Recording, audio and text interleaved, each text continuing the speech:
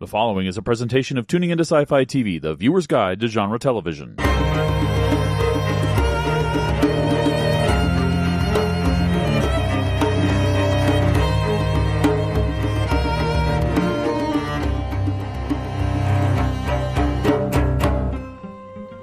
Hello, I am Wendy Hembrock. Welcome to a special edition of the Small Council Matters podcast. Due to schedule conflicts, the Maesters had to send in Ravens with some of their fiery hot takes on the season 3 finale of HBO's House of the Dragon. We will convene next week and take up all the matters of the treasons at Tumbleton, though. But in the meantime, here is everyone's quick thoughts. Overall, I thought this was a pretty terrific episode. Stuffed to the gills with spectacle, yet also containing some delicious character moments and tragic resolutions. Highlights include Rhaenyra's descent into Mad Queen territory, Roddy the Ruin, Alice's heretofore unknown backstory, Ormond getting a very painful greeting from the North, poor Helena's fate, and especially the rapprochement between Aegon and Aemon. My only real ding was the continued chatter in public about the secret Targaryen prophecy. But overall, what a fantastic episode. Can't wait to chat with everyone about this when we all reconnect next week. War. Good God, y'all. What is it good for? Absolutely nothing. Everyone was losing this episode. Rhaenyra lost hold of her senses, and her sister.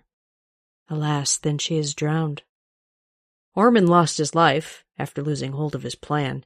They say no plan survives contact with the enemy. Or for Ulf the bottle. Sir Alan has lost who he was, Mysaria lost her power, Alice lost her mystique. Hugh lost his wife, though I can't really put my finger on how it happened. At the end of this episode, all I could think was, well, who won? The only answer I could come up with was Aegon. But then even he wasn't enjoying his victory. No, the only person who won this episode was Roddy the Ruin, and that's because his goal was death. This finale really brought us to an understanding of how the Targaryen dynasty fell. It's a bitter pill to swallow. This was a strong ending to the season. We get bookends of episodes featuring battles. I'm reminded of the line in The Dark Knight, some men just want to watch the world burn. Ulf just wants to drink, feel important, and have a castle, and all he gets is both sides kicking his arse and humiliating him in front of everyone. So he says, frack it, let 'em all burn. Much to discuss.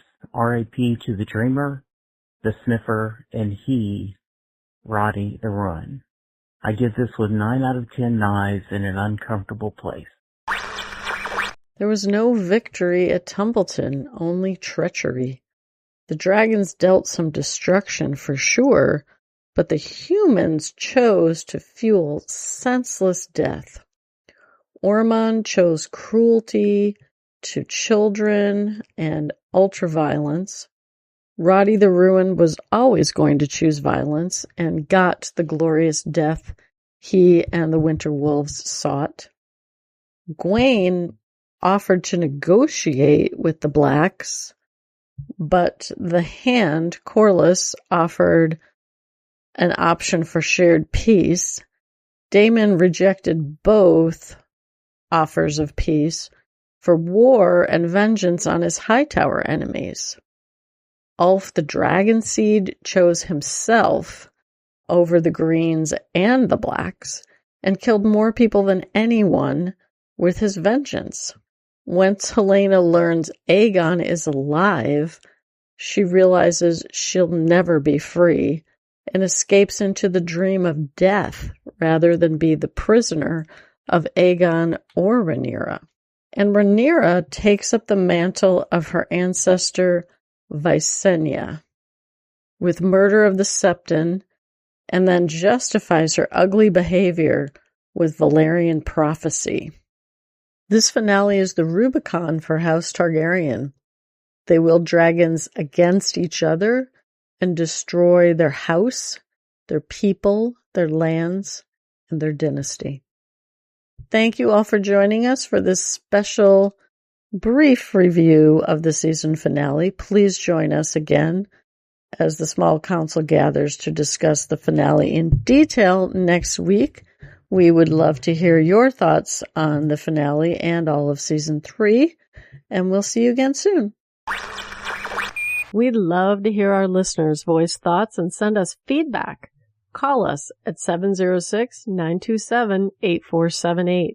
Stop by our tuningintoscifitv.com blog to record a SpeakPipe message, or check the show notes and leave us comments. From the blog, you can also find links to forum discussions and subscribe to our RSS feed. Call into our Tuning Into Sci-Fi TV Skype account and leave us a message. Be social with us on our Tuning Into Sci-Fi TV Facebook page, or follow us at Tuning Into Sci-Fi on Twitter.